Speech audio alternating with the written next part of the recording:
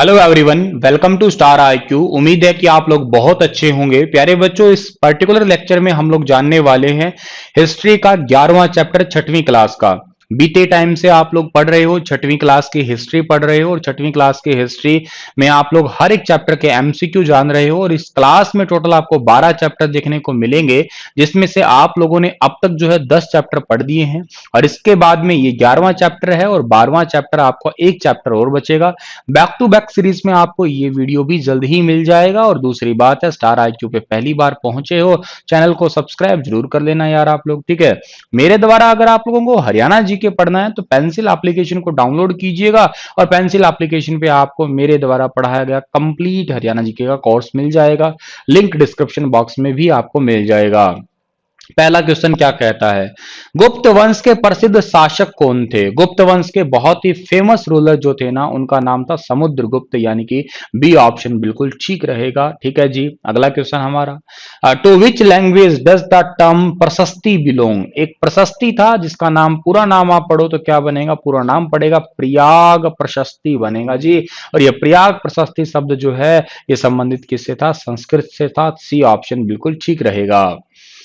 कुमार अमात्य का अर्थ क्या होता था? तो उस जमाने में जो है गुप्त वंश में कुमार अमात्य आप मंत्री को बोला करते थे। ए ऑप्शन इसका ठीक रहेगा हमारा।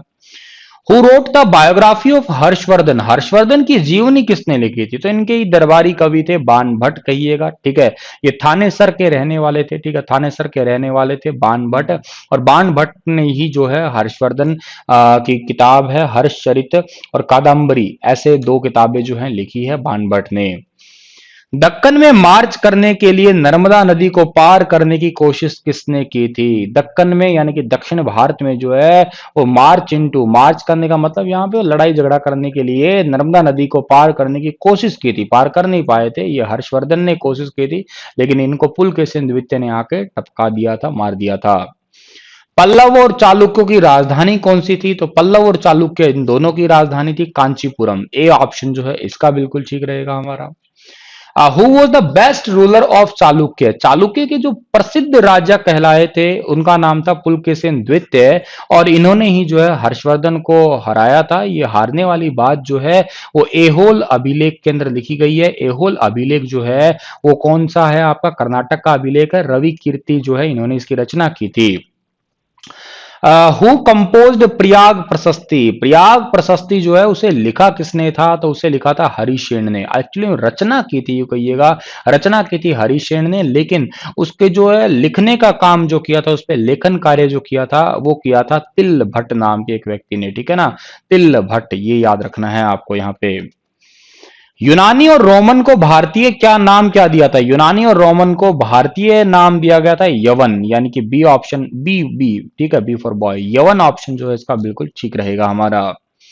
शासकों के कमजोर होने पे किसने स्वतंत्र होने की कोशिश भी की थी? ठीक है, तो एक्चुअली क्या बात थी कि गुप्त वंश में शासकों को सामंत नियुक्त किया गया था। हर्षवर्धन ने जो है सामंत प्रथा लागू भी की थी, यहाँ पे याद रखिएगा। और ये सामंत ही थे, इनको पहले राजाओं को सामंत बना लेते थे। तो जैसे शासक कमजोर हुए तो सामंत जो है अलग अलग बिखर के खुद राजा बनने की कोशिश करने लगे। राजा के दरबार में जीवन को दर्शाने वाले उनके नाटकों को के लिए कौन प्रसिद्ध था? तो एक्चुअली जो है उनके सारे के सारे नाटक वगैरह जो है राजा के दरबार में वो कालिदास लिखा करते थे। सी ऑप्शन जो है इसका ठीक रहेगा हमारा। अभिज्ञान शाकुंतलम किस राज्य और युवा लड़की के बीच प्यार की कहानी है जिसका नाम शकुंतला है? और ये दुष्यंत और शकुंतला का किस्सा तो आप लोगों ने बहुत बहुत बार सुना भी होगा, बहुत ही इंपॉर्टेंट है ये।